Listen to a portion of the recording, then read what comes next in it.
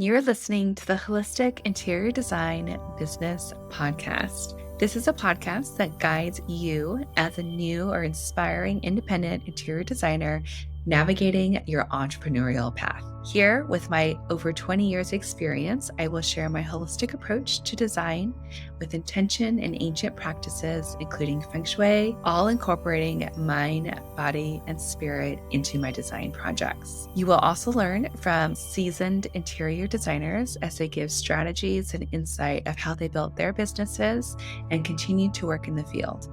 Together, we will discover supportive trade partners, new ideas, creatives, and inspiring artists from around the world. I am your host, Rachel Lorraine Crawford. Hey there, welcome to episode 127 of the Holistic Interior Design Business Podcast. Today, I'm talking about hiring and leaving my solopreneurship to being a visionary leader. How I am building my dream team. And I'm super excited to share my process with all of you because you may be a designer that is also looking to hire and expand your team so that you can focus on the things that you do best. As we know in interior design, like almost 80% of it is running the business, doing the invoicing, the purchase orders, following up on orders, filing any claims, all of those things that take up so much time away from actually designing, which is your reason for being in this field. And it's where your talent lies. So before we get into that, I'm going to go ahead and open up our space, just setting intention for connection with all of you. I've got a candle here. I'm going to go ahead and light that. Connecting with the element of fire, here with creativity, creation, and some parts destruction, kind of leaving something behind, leaving those things that we don't want to do in our business behind and choose somebody that can really excel in that space. Alrighty, I'm going to pull a tarot card. Got my deck. Ooh, we've got the Two of Swords. This is about making a decision, coming out of crossroads and having to decide which direction to take. With this episode, I definitely would say that you may be at a crossroads deciding whether or not you can hire somebody or get help. So if this is you, this is your episode. I hope to give you some insight and help inspire you to take the next step as you make your decision. Alrighty, so dream team is what I'm creating. I knew that in my business, I wanted to have a team of people to be with. I love collaboration. I love connecting with others. I love getting ideas from others, and I love helping and lifting other people up. So I just wanted to also recognize that I know how hard it is to have your own business, and we all have strengths and weaknesses. And by building your team, you can actually strengthen your business and highlight your personal strengths and your skills and bring on other people that can relieve a lot of stress and tension that you might be feeling. I know I definitely had all of those things, including the feeling of burnout. Last month, I started looking at sort of all of these things, and I didn't realize that I was actually hiring people and getting people part of my team, as I'll dive in with you here. But in August, ASID had a national chapter meeting called Gather. And in that convention, I took a workshop. It was called Find Your Best Focus and Hire for Scale. And this was led by Laura Umansky, the CEO of Laura U Design Collective. So I just wanted to make sure that I gave credit to her because she really sparked this idea. When I read the title of the workshop, I knew that I was going to be coming to a space. I was coming to a crossroads, just like in our card here, where I knew I needed to hire to get help. And she had a beautiful workshop and worksheet that had a quadrant of 4 spaces. One of the quadrants was things that you love and that you're good at in your business, things that you love but you're not good at in your business, things you're good at but don't really like, and then things that you hate and you're really bad at. And so the idea there was to keep doing the things that you love and you're good at, and hire those things that you're bad at and you hate doing first. And then going into the things you're good at, but you're not really like. And then lastly, you love, but you're not really good at it. So in that, I realized how much admin work I had. I don't like doing invoices, purchase orders, all of those sorts of things. So that kind of got grouped together.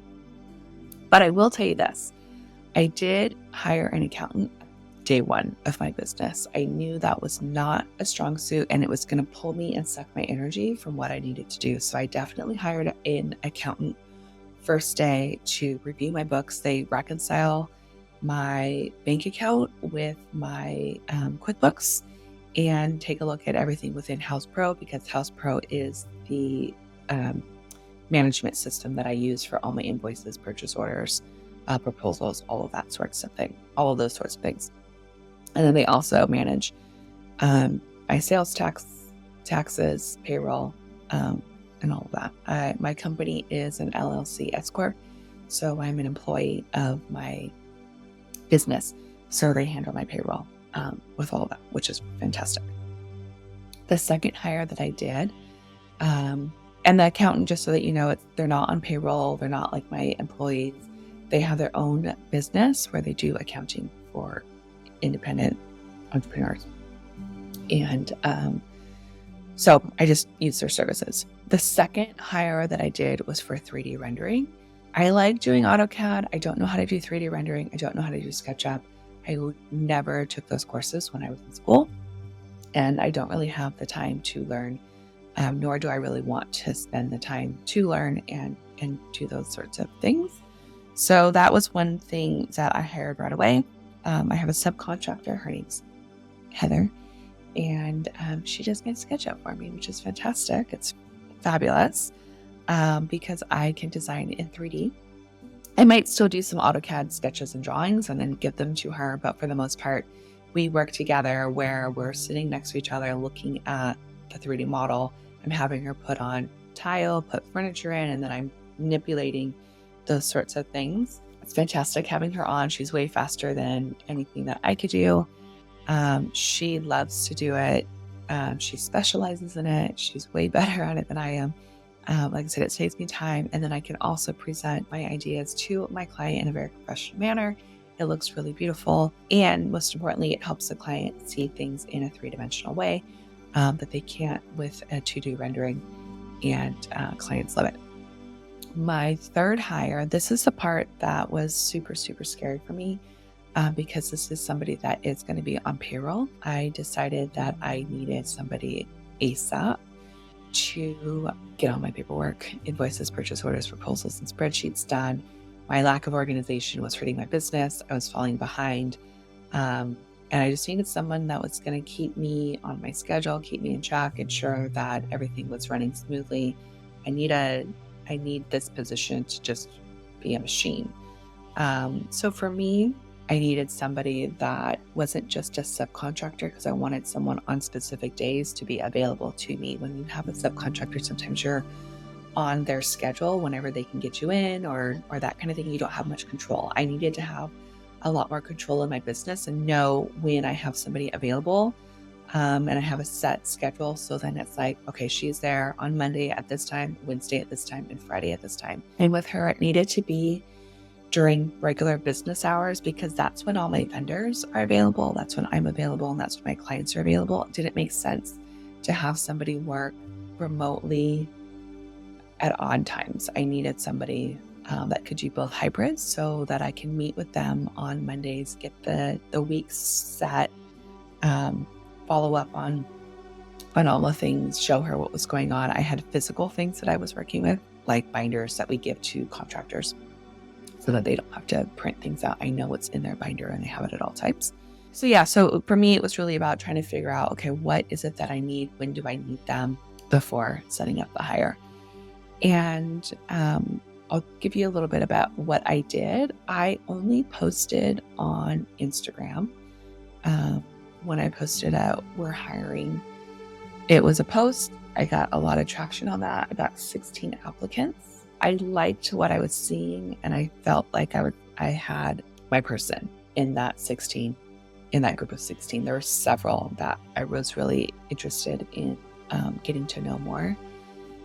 If I felt like it wasn't the right thing, I would have went to LinkedIn next, and then maybe did some ads, paid for some ads, but I really felt like I was good. I followed my intuition, followed my gut when it came to that. So I definitely would suggest doing that for you as well. So what I did is I created a Google form, which had all my questions. I had some fun questions in there too, like what's your spirit animal and why?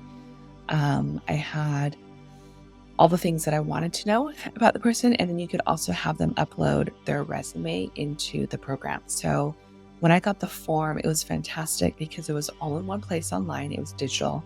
I could see all their resumes at one place. You could print very easily from there if you wanted to print everything. It had you could sort it so you could have each individual person with their individual questions and answers in resume.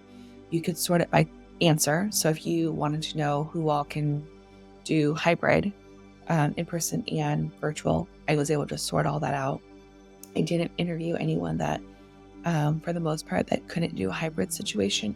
I needed somebody to be able to do in person and virtual. I had several people that were out of the state, out of the city, that was interested in the position.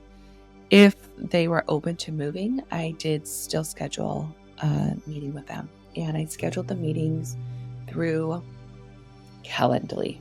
And Calendly automatically created a Zoom link. I set aside one day. So I was like, okay, Tuesday, I'm going to do all my interviews.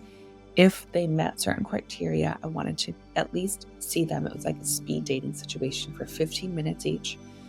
I did a speed date with each one of the candidates. I really wanted to see them. You don't get a ton of stuff on paper. I knew that personality and just the connection of talking was going to give me more information than I could ever get out of reading a resume. So I created a calendar link that had mandatory questions. So I got to know exactly what days they're available, what times they're available, how much they were looking for as far as payment. So that kind of got out of the way so I can see where they were comfortable, what they were looking for in pay, how many hours in a week they required. And then, like I said, I automatically set up a Zoom. It created reminders. It sent out the Zoom link. It sent out reminders. Hey, your meeting starts, in 24 hours. It starts in an hour. So that was super easy. And like I said, I just went through and did them all in one day. Fantastic. And then beyond that, if I felt like I wanted to get to know them even more, I created an in-person meeting to dive in. And I did that with about 4 people, the in-person. So I went from 16 applicants. I interviewed, I think it was like 12 or 13 that really worked out, that got back to me. And then I did 4 in person. It was interesting. I got some really cool people. For me, I was really, really looking for an administrative position, someone that had strong admin background. So that was like their thing. They enjoyed it. They loved it. I wanted someone that loved doing that, but wanted to work for a company like Tiger Val, where it's a holistic interior design firm. They're excited about interior design. They're excited about the holistic and wellness aspects of it.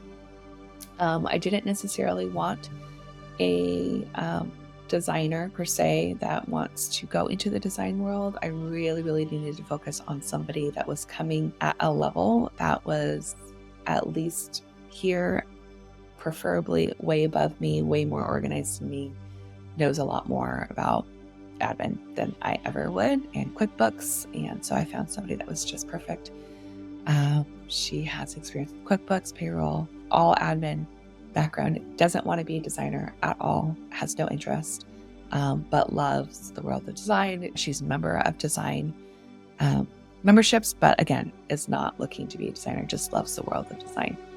I did find some really cool, talented people that would make fantastic designers, and I'm totally keeping them in my back pocket for when I grow, because they just come at the table with such great experience and insight, and it would be a waste for me to have them become an admin person, because I know that their skills and their potential is in design. So if you were one of those people, just know that you are in my back pocket.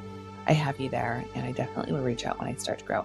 So that's how I hired the administrative role. I'm super, super excited to share them with all of you. I will be announcing it here shortly with everybody. And the other thing that I realized I already had was sort of this design assistant, Elizabeth, who's been helping me with the design Kevin. She does the social media, and she was also helping me with 3D renderings, pulling things design-wise. And so I'm utilizing her as well.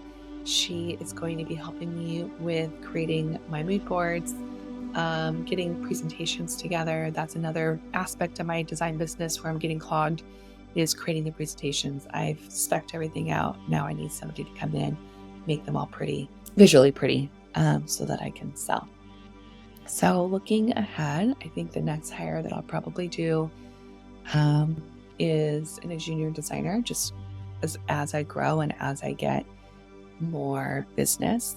But I am looking to create my part-time administrative role, a full-time role. So that will probably be the next thing. And then, going into junior designer and also creating more time for my assistant designer. So that is what I have as far as growing my dream team. Everybody that's on my team, I'm super excited about.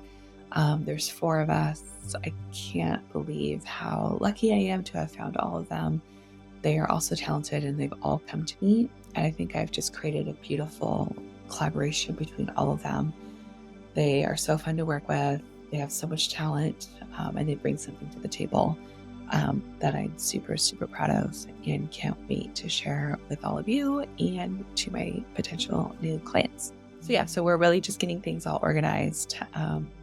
If you guys have questions about how I'm running my business or want to know more insight on any of that, feel free to reach out, connect with me on Instagram or email, and we'll definitely get those on the podcast. And if you are a new interior designer or a designer that's looking for community, come hang out with us at the Design Coven. We do have a free community membership there where we can gather, connect with one another. And we also have beautiful events for those of you that are in Pro Member. We meet virtually as well as in person. So if you're not here in San Diego, you can still be a virtual member and get some really great resources and insight. We do product training, business practices, share all these beautiful things that we are learning and growing together. So hope to see you in the Design Coven. And until next time, take care and happy designing.